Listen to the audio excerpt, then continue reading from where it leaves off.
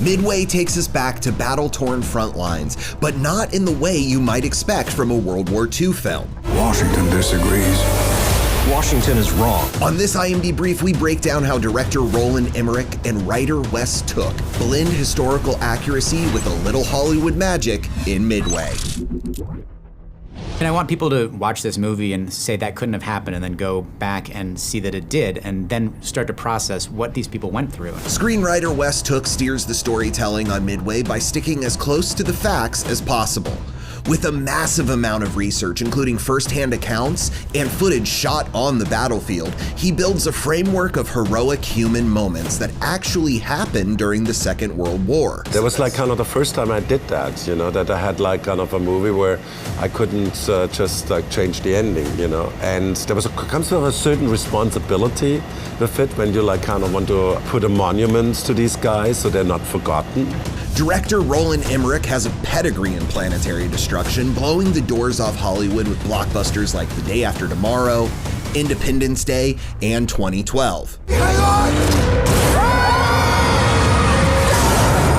While Midway has its fair share of explosions, the film begins in a very un-Emmerich way, at a 1937 meeting of minds between the Imperial Japanese Navy Admiral Isoroku Yamamoto and Naval Intelligence Officer Edwin Layton, played by Etsushi Toyokawa and Patrick Wilson. The scene adds context to how Japan and the US would first lock horns on December 7th, 1941. With an epic cast of characters, Emmerich switches between perspectives on both sides of the Pacific Theater conflict to represent how the Battle of Midway was fought by land, sea, air, and even basement, where Layton and his code-cracking team spent their time trying to prevent the Japanese element of surprise.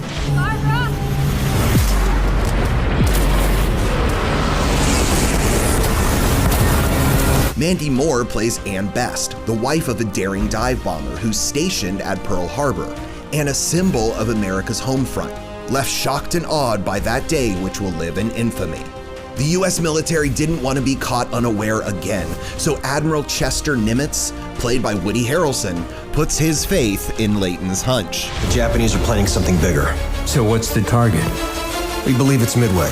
The Japanese strategy was to surprise attack the tiny Midway atoll, much like they did at Pearl Harbor, then to push their naval forces closer to the eventual invasion of the West Coast. Although American forces were outnumbered 4 Japanese aircraft carriers to their 3, 150 support ships to America's 50, an impossibly heroic strike by US fighter pilots turned the tide on the battle and dealt an enormous blow to the Japanese Navy by sinking all 4 of their carriers. This isn't a fair fight. Ed Skrein plays little-known Lieutenant Dick Best, a heroic squadron commander in the skies, while Dennis Quaid is at sea on the USS Enterprise as Vice Admiral William Bull Halsey.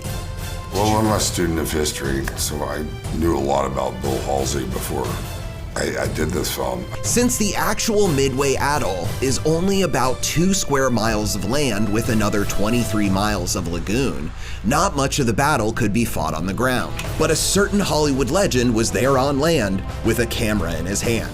Well, I think any good director would do that.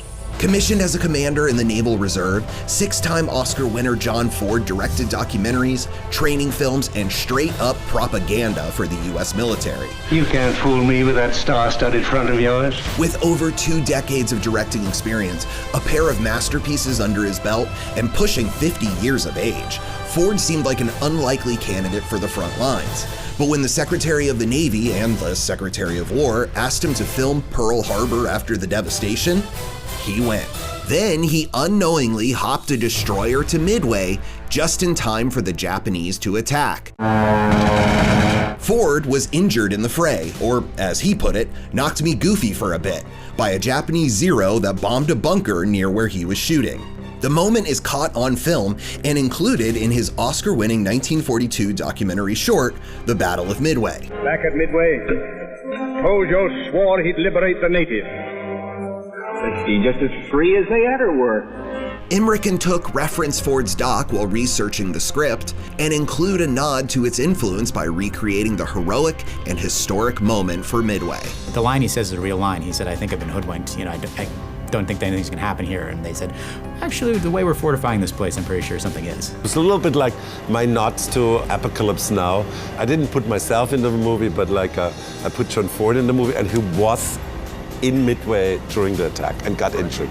Can you imagine that? Ford got his shot while Emmerich and Tooke got their homage to old Hollywood, wrapped in the real history of Midway. For more trending tales, stay glued to imdb.com/imdbrief. How did you shoot that? With a camera.